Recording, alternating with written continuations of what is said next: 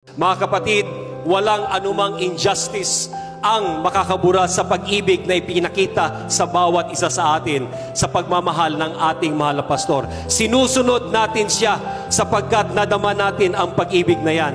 Amen? We love Him because He first loved us.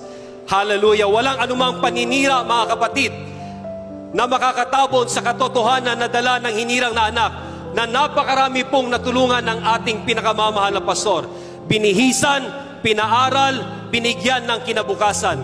Walang anumang puot at galit ang makakapantay sa katotohanan na tayo'y kanyang binago at binigyan ng pag-asa.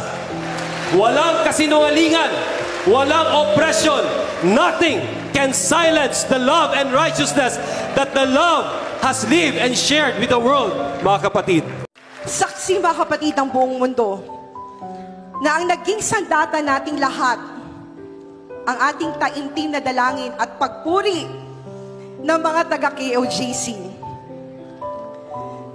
Tumingin man tayo sa kaliwa, sa kanan, sa likod natin, wala tayong ibang makita, wala tayong matakbuhan.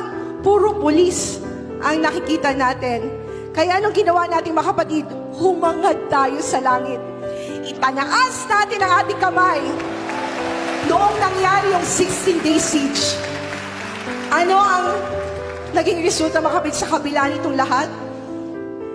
Naipamalas natin ang tinuro sa atin ng ating pinakamamahal na pastor, ang mahalin natin ang ating kaaway. Saksi din ang buong mundo sa naging commitment ng mga taga-KOJC na itaya ang lahat kahit ang sariling buhay. Dahil ang ministry na ito ay para lang sa mga committed, dedicated, obedient, loyal, at brave-hearted. Hindi pwede dito ang matatakutin, mga kapatid. Amen? Gaya ng ating model, our beloved pastor, Pastor Apollo C. Quiboloy.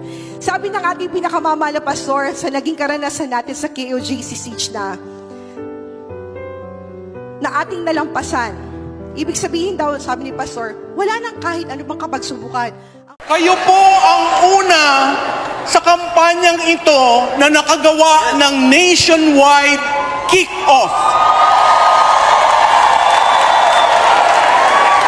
At tumataas ang balahibo ko pag tinitingnan ko, pero nagawa niyo mag-nationwide. So sa mga nanonood, kung gaano katibay ng KOJC at ng mga kasapi ni Pastor Quiboloy, ito na po yun. Nakikita nyo kung gaano silang kalakas. At nararamdaman ng buong Pilipinas na pinaglalaban natin ang kausa ni Pastor Quiboloy.